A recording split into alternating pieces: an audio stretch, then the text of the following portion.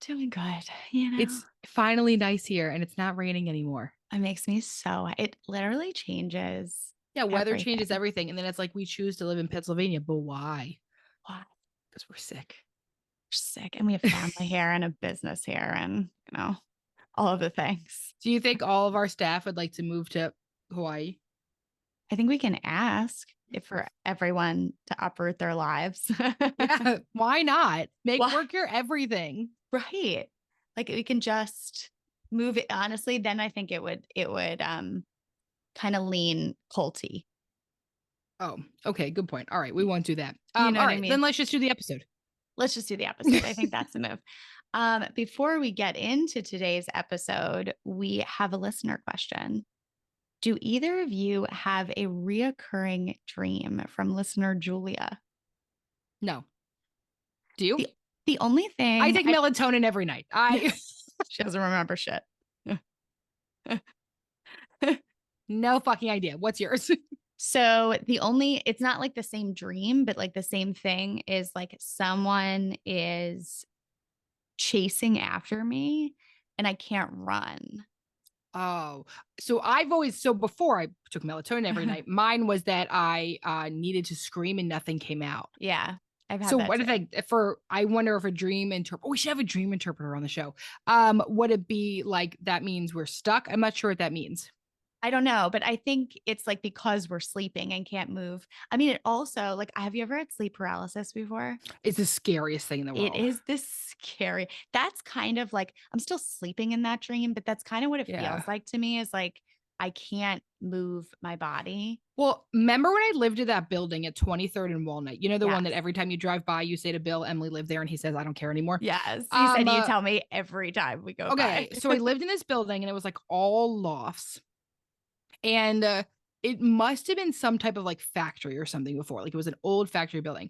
That place was so fucking haunting. I have never experienced nightmares the way that I did in that place. And I would have the worst sleep paralysis in that building.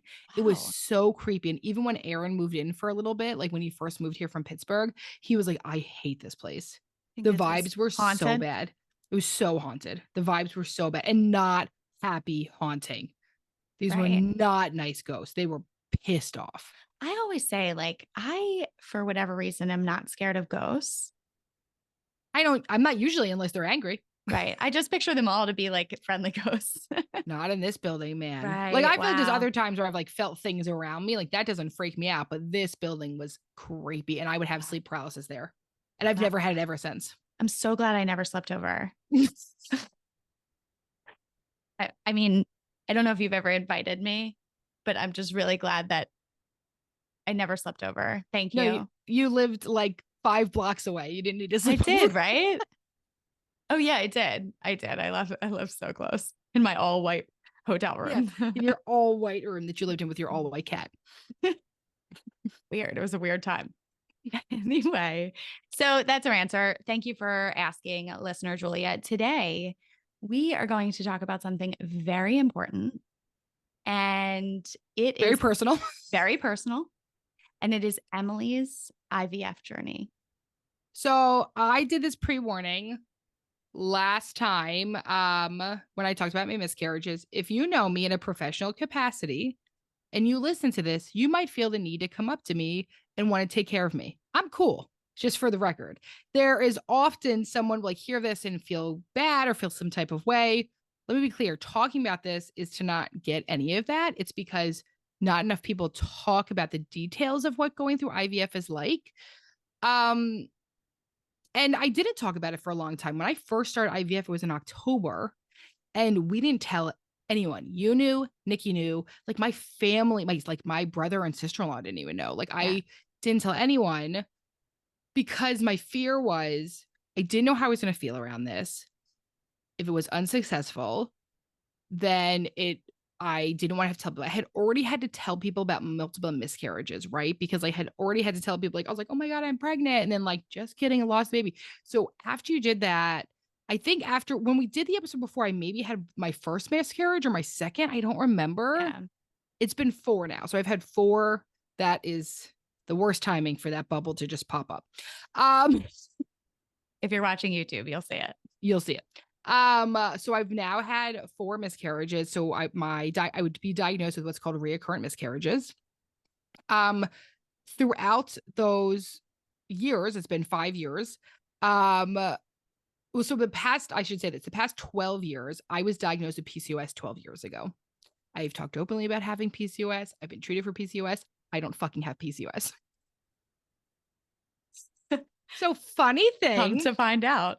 come to find out, I don't have PCOS. So there is a test you can pay for. It's a biopsy test to confirm a diagnosis of endometriosis, which is what my fertility doctor thought that I had. It's $2,000. It's not offered anywhere because no insurance covers it. And so this is what you're going to remember is that behind fucking everything with healthcare is insurance. So insurance doesn't cover this. So it's not offered anywhere because it's $2,000. It's a ton of money. It was offered to me and I'm like, hell yeah, I want that. I want to know what I have. I don't think this is right. This is not working. I am doing all the PCOS stuff. I'm not getting anything. Turns out I have fucking endometriosis, not PCOS. So took me $2,000 out of pocket to find that. So I want to just give people, okay, so if you don't know anything about IVF, here's sort of how it goes. There's a lot of different ways. For most people, it starts that, so for some folks, they're doing IVF because there's like some genetic abnormality them and their partner have. And so they want to be able to make sure the embryos are viable and going to be healthy. So some folks are doing it so that they can like make sure that they're not going to have a miscarriage. For us, IVF was going to be the only possible thing. I had miscarried so many. And so every time I'm miscarrying, I'm making embryos, but they're not able to be fully implanted and last, which gave them information about probably the scar tissue around my uterus, which is how they're like, oh yeah, you definitely don't have PCOS. So you start out by doing an egg retrieval, unless you're using a donor egg. But if you're using your own eggs, you're doing egg retrieval. And so when you're doing an egg retrieval, you will do 10 to 14 days of injections. And then they make your follicles big enough that they're able to get them out, your follicles or your eggs. And they give you all these injections. And then like before they're big enough, they're like, okay, they're going to come out on Sunday. You're going to take this, what's called the trigger shot 30 hours beforehand. You take this trigger shot and then you go under full anesthesia. They take out as many eggs as they can.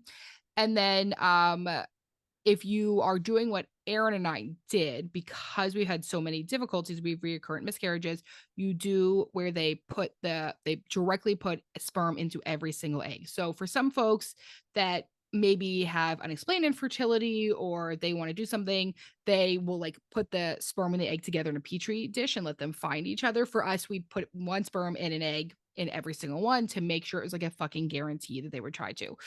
You lose about, so like, let's say you were to get like 10 eggs, which is great.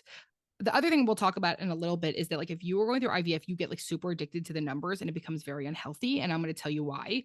So let's say you get 10 eggs out. You're like, oh my God, 10 eggs, 10 babies. Fuck no, that's not what happens. All right. So of those 10 eggs, maybe 7 fertilized. That's great. And maybe of those 7 that fertilize, or maybe let's say maybe 8 of those mature embryos, right? So maybe of those 7, maybe 5 fertilize, which is great. Of those 5 fertilized, maybe 1 to 2 make it through a blast. So you wake up from this procedure thinking like, I have 10 eggs. You're hopefully going to get 1 embryo from that. Right? Some people, of course, I'm speaking in generics. Some people have 10 and end up getting 5, which is fucking awesome. Some people, you know what I mean? Like some people have 10 and end up getting 0. So this entire thing is like completely like highs and lows. And so one of the reasons why I didn't want to talk about it at all is because giving people an update is one, exhausting. And it's in some ways it started to feel demoralizing. So can you once again I don't know. Once again, don't know how to Demoralizing. Thumbs up. Can you talk about that a little bit? Like, so you wake up, right? So for my first procedure, I got 12 eggs, which I was super hype about, right? Okay, so I should say this. So you go in the day you have your period is your cycle 1. On your cycle 2 or 3, you go into the doctors and they get an idea about how many follicles they could actively see, right? So usually you have somewhere from like 5 to 20 per side, depending on who you are. It's big fucking range, right? And so let's say I leave that first appointment. I'm like, oh my God, 20 eggs. They sell 20 follicles. That's awesome. That's how it was my first time, right? Like, I'm like, oh my gosh, I have 11 on one side, I have 10 on the other, like golden. We're going to get some embryos, feeling really good. And then you get to the end and only some of them mature, only some of them are big enough. They can only get some of them out. So then I wake up for my first retrieval and I got 12. Okay, great. Super excited. So that number already went from 20 to 12. But I woke up super, super hyped, right? I'm like 12. Okay, they do it like 50% in 4 stages. I'm probably going to get 2 embryos. Keep in mind, my doctor, who is a fucking pro. So if anyone is in the area, we use Shady Grove Fertility. We use Dr. Sasson. He's been incredible. He says to me the first time, if you're lucky, you will get one. But I'm thinking, haha, let me prove you wrong. I succeeded everything because that's who I am. Um, listen to your professional. They know. So I get 12 eggs and I end up with 1 embryo. Mm. That is not a great ratio. The nurses are calling me to telling me. And then you also have like these waiting periods, right? So like it's like they come out and then you got to wait for 2 days, for 5 days, 2 weeks for the testing. And so the nurses are calling me and they're like, I'm really sorry you didn't get more. And so so I'm thinking 1 egg, okay, whatever, I'll take one. And everyone is saying to me, like, oh, sorry. And I'm like, fuck, not so good. But then I have another friend who got 4 eggs and Yeah. got 1 embryo from that. I got 3 times the amount of eggs from her and only the same amount of embryos. Wow. So then you go in for these appointments. So after the first one, and now keep in mind the other thing I want to say, somebody asked a really great question, which is that like, how do you know when you need to stop? Like, how do you keep the motivation for going? Like, how do you know when you're done? I feel entitled saying this, but we have a privilege, which is my husband works, is an engineer, and in his company, he has IVF insurance, which now the therapy group offers because I basically was like, we're fucking doing this.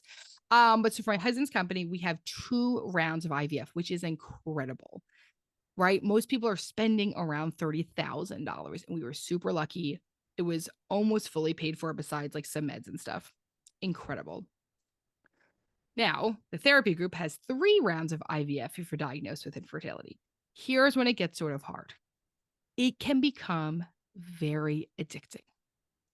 So at the beginning, you and I had talked about it. I was like, I'm doing 2 rounds. That's what's paid for. That's all I'm doing. And then when you are incredibly privileged to have something like IVF insurance, it's like, well, why not just keep going?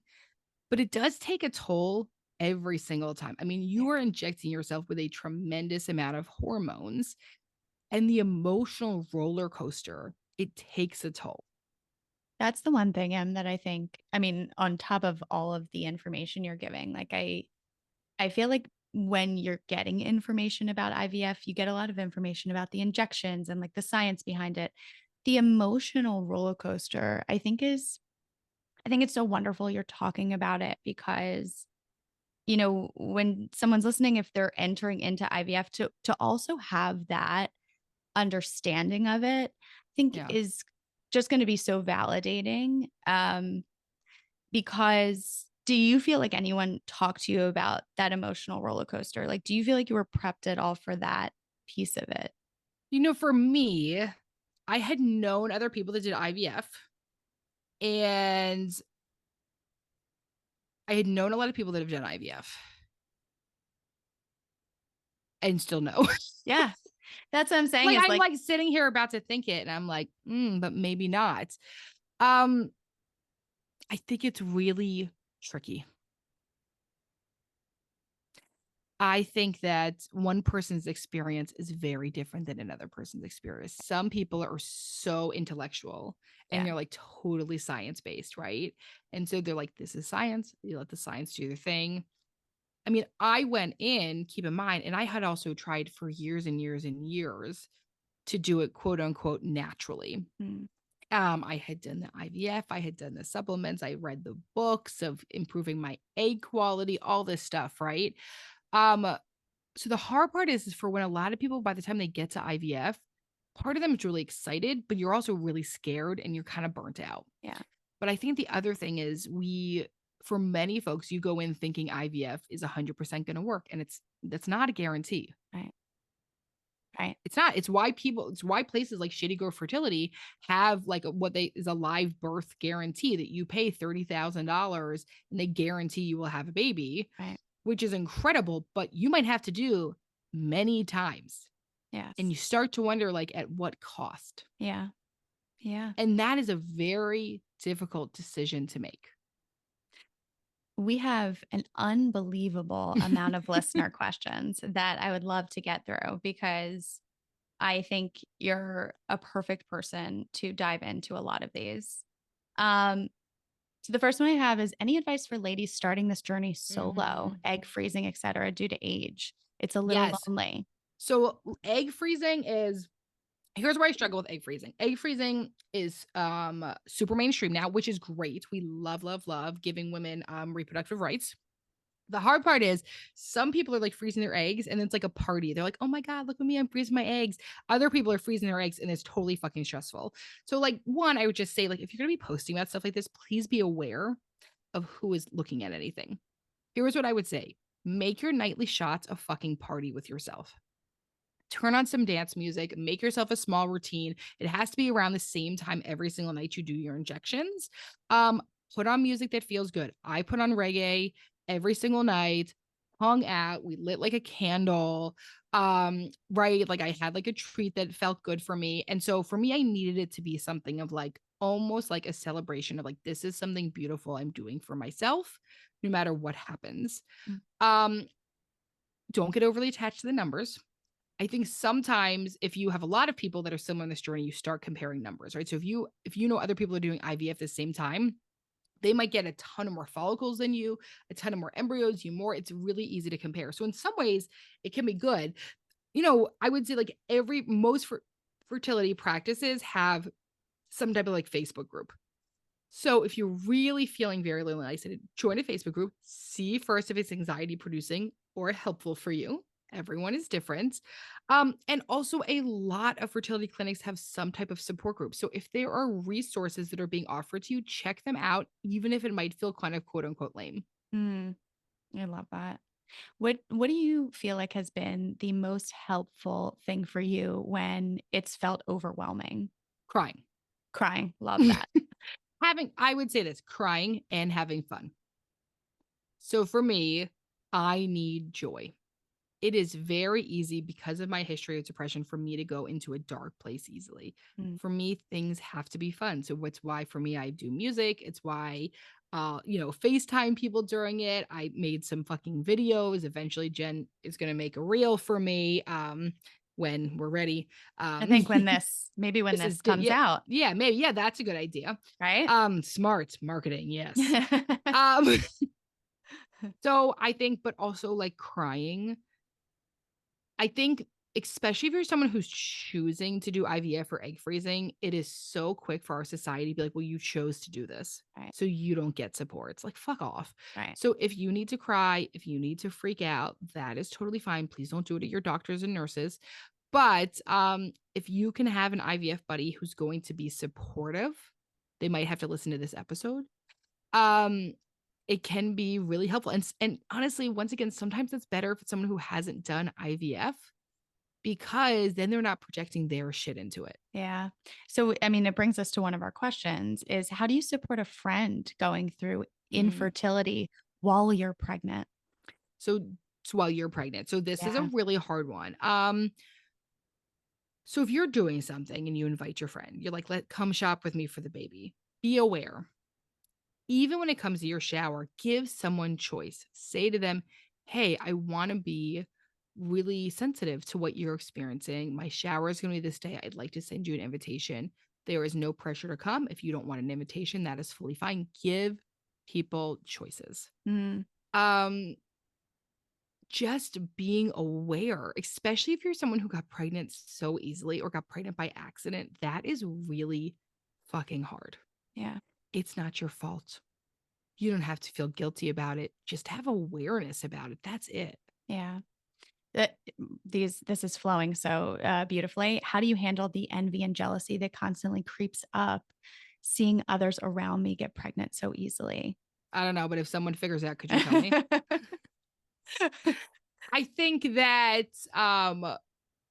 I have to give myself a mantra, and the mantra I say to myself is their fertility does not take away from my fertility.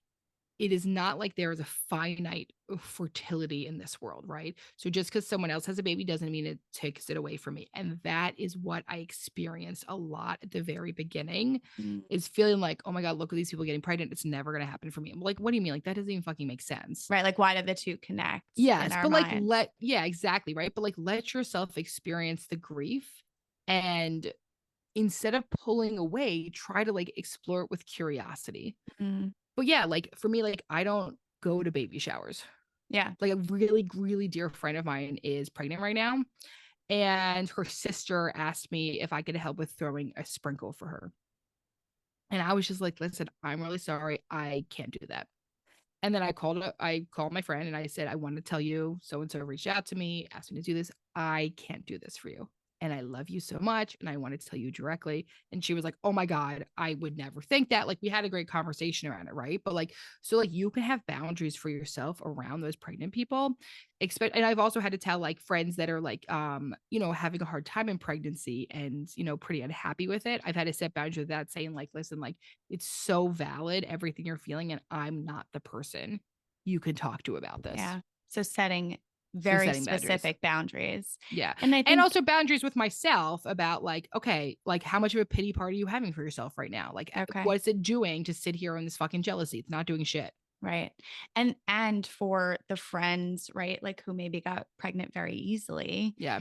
to know that it's not personal to you, right? Yes. That your friend is going through something and just because they can't be there to support you, um, it means that they're going through their own stuff. It isn't something personal to you. So I think to really hold that in the awareness as well. Mm-hmm. So important. Let me see. Okay. I know logically that there's nothing I did wrong, but it's so hard to rationalize why this is Yeah. happening to me. I know. This is the worst one for me. Yeah. Especially in a world where we tell women to hate their bodies, especially if you've had a war with your body, if you've had struggle with body image, if you're someone who's in a larger body. This is the worst one. And something I had said, after I met with my doctor after the first round and we went from 12 eggs to only having one viable embryo, I was like, so what's the deal, dude? And he was like, listen, you have very, very low quality eggs. Like, that's truly just what it is. And I was like, well, is there anything I can do? Right. Because I think the one thing you do when you're like, it's very hard to not become obsessed with fertility. So you're like, here's all the stuff I can do. And I can do this and I can take the supplement and I can go to acupuncture. Right. But like, then it also sort of makes like, here's all the stuff I should be doing. Right. Which I Right. think can be helpful. But then it also kind of like subconsciously places blame. And so I said to my doctor, I was like, well, what can I do to improve my egg quality? And two, like, is there anything I did to have this? And he looks at me and goes, there's nothing you can do. And there's nothing you did. And if you'd like to blame anyone, you can blame your mother and genetics. And I said, thank you so much. I'm a therapist. I'd love to. We love blaming our mothers for everything. He didn't think that was as funny as I did. But I think I still, every time I hear that, I'm like, that's still hilarious. So you do. I mean, and I take supplements. I still do some of the woo-woo stuff. I'll never like get rid of 100% of that because I do think it makes me feel better. My second round of egg retrieval, I definitely got way more eggs. I got the first time I got 12 eggs, the second time I got 18. I got 6 more fucking eggs this time. Only ended up with one more. So I went from 18 eggs to only 2 embryos, which frankly for me is a goddamn miracle for how low quality of eggs I have. But it's hard.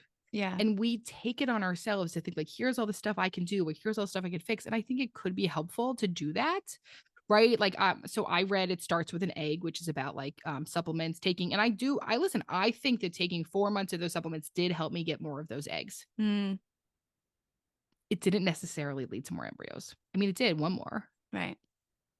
But I think sometimes you just need science. Yeah. And I think, obviously just knowing you for a million years at this point, you're like, one of the incredible things about you is that like when something is off or something's wrong or you want to change something, like you jump into action mode Yeah. of, I'm going to do this. I'm going to take control of this. I'm going to, which is, I think, why we've built this business up, because we're both but when there's something like this, something as personal as your body and Yeah. fertility, that you can't use that same function. I just can imagine that being really hard because it's so integral to the things that make you successful too. Yeah. I mean, and especially if you're someone who's in a larger body and has struggled with body stuff, there is so much messaging about weight loss and fertility. Mm, And there's also a ton of science that disproves that. And there's a great book called Fat and Fertile where you can read more about that. But fat people have babies all the fucking time. Small, thin people have babies all the fucking time, right? Like people on meth have fucking babies. People that have been sober their lives have babies. Like we have this idea about here's the epitome of health. And then you see other people that get pregnant, no issue, that are not taking care of their health in any way. Sometimes it's just a random sperm and a random fucking egg that find each other. With no control. We've no control. it's So the wild. other thing for someone who, like myself, loves control, fertility treatment is like the biggest smash in the fucking face about how little of it you have. Mm. So it's a real like lesson in life, right? Yeah. Okay, I love this question because I think probably I would assume so relatable. Everything I read and everyone in my life keeps saying, just Yeah. relax and it will happen. How to handle invalidating statements like this from family and friends. I can't even tell you the amount of people have said this to me. It's not even true.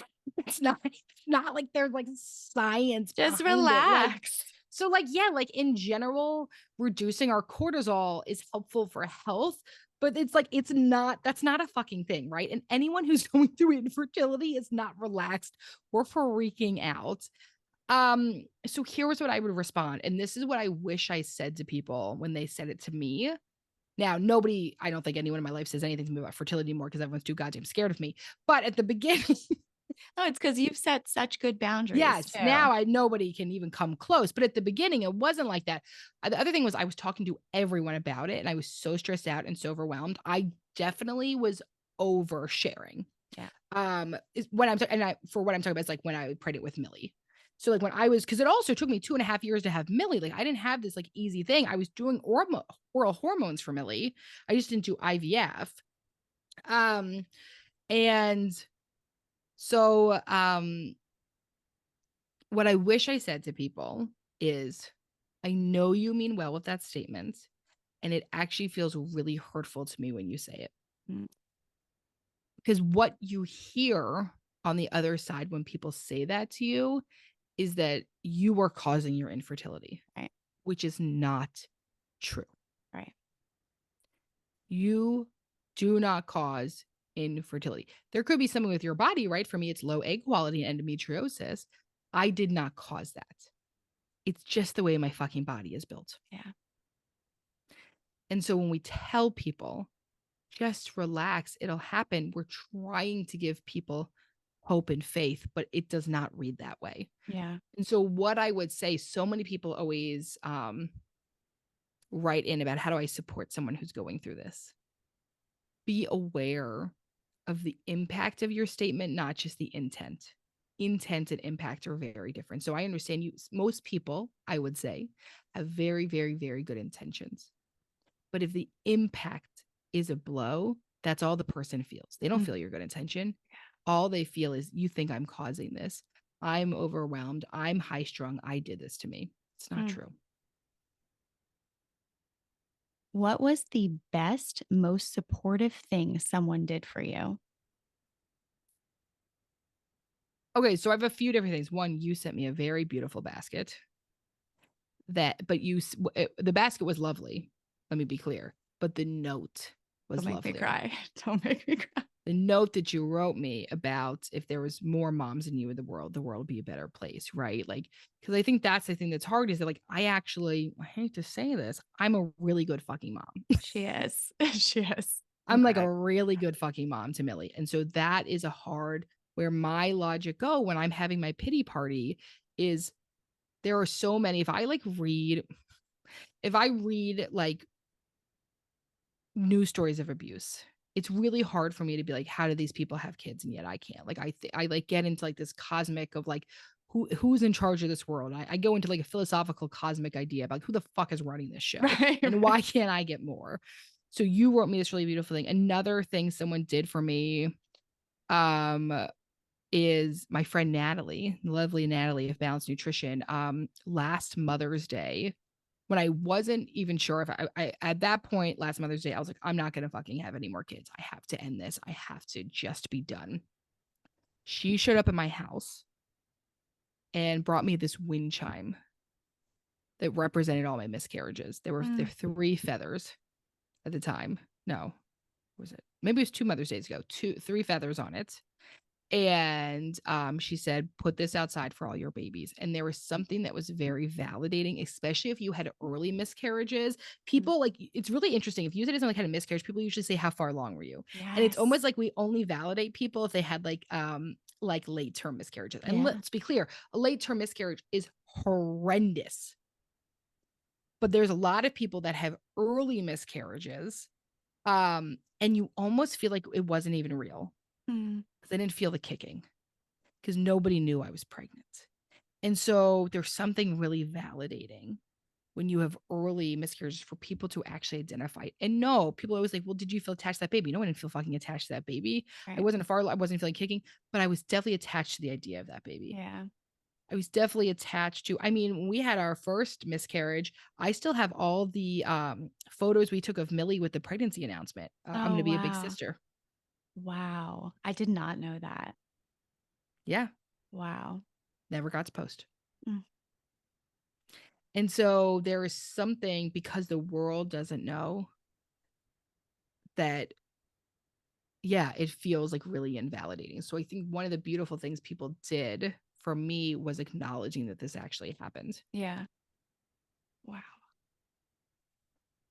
I can't, express enough how much hearing like your story is going to validate so many people, whether they're going through infertility, whether they had miscarriages. Like I just think it's powerful in a lot of ways. It's this wild thing that people don't realize. And so if you're going this beauty, there's a few things I want to tell you. You need to be your own advocate. You're going to end up being your own nurse because you have to mix all your medications at night. Nobody told me that I think that I have a medical degree now. Let me be clear about that. I think you do too. I am going to be applying for nursing jobs. I am so sure now that I can do injections, mix all my own medicine, keep track of everything. Like, I'm very sure I have a medical degree. Be your own advocate. You're going to be your own nurse. Be your own partner. And I know that sounds fucked up, especially if you're having a baby with someone else, but your partner is not going to fully understand what you're going through. So whatever you need to tell them. Do not think anyone else is going to be able to know, because if you have not gone through this, you have no fucking idea what to do. And so show up for yourself, give yourself whatever grace that you need if you're going through this journey.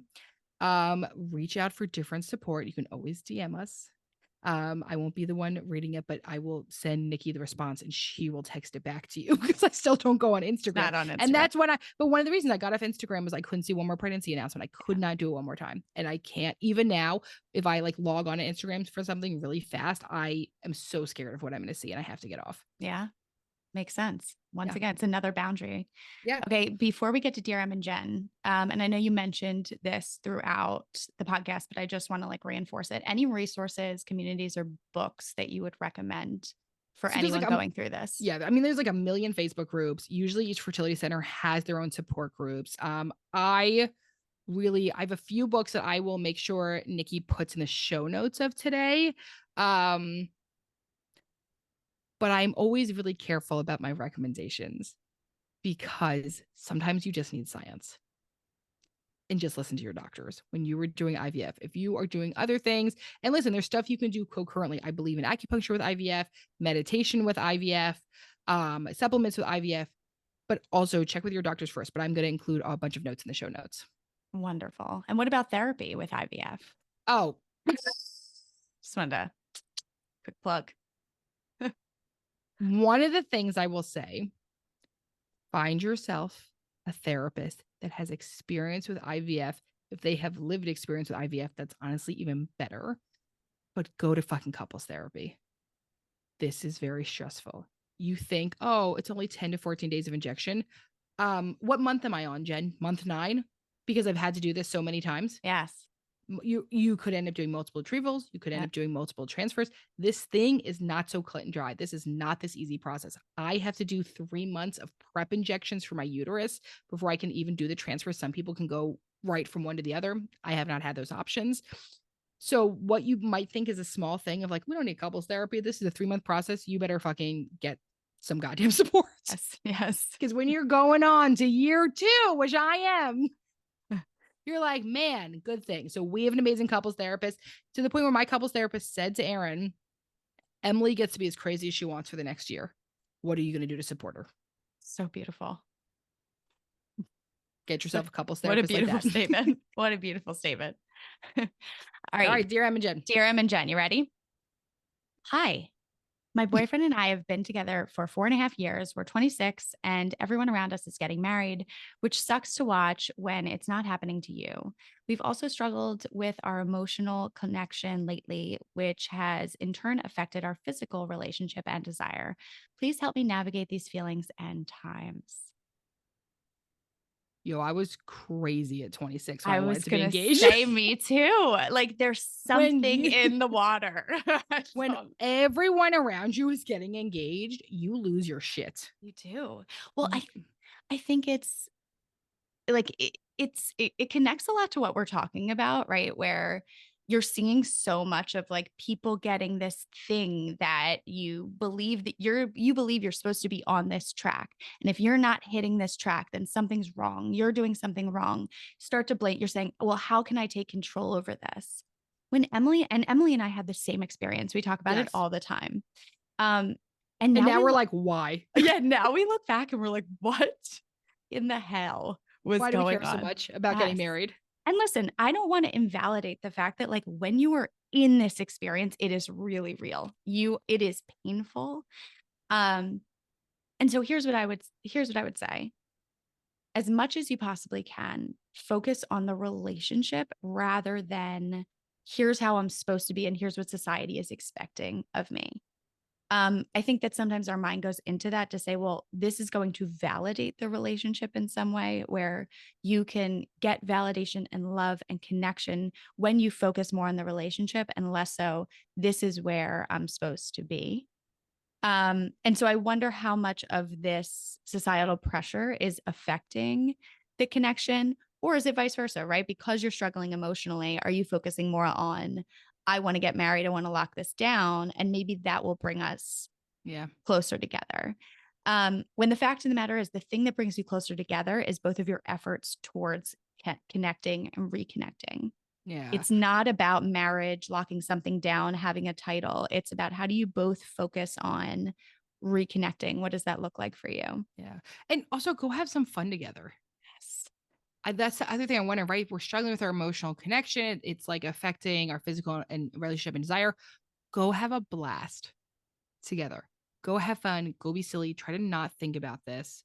And also, if you're getting too triggered, get off social media. You don't need to hear about all the announcements. You don't have to do this. Take a break with anything. That's our episode. Thank you for everything. Thank you for sharing your story. Thanks for listening. Thank you so much for tuning in to today's episode of Shrink Chicks. We'll see you back here next week for another session. In the meantime, if you want a question answered or a topic discussed, follow us on Instagram at ShrinkChicks. And if you're looking to get connected with a therapist like us to start or continue your therapeutic journey, visit thetherapygroup.com. Just fill out a contact form on our website, and we will personally match you with one of our amazing therapists. And for all of our therapists and group practice owners out there, we also offer group practice consulting. And if you're looking to support yourself further and support our show, check out our amazing merch options at shrinkchicks.com/merch and our Know Yourself, Grow Yourself journal on Amazon.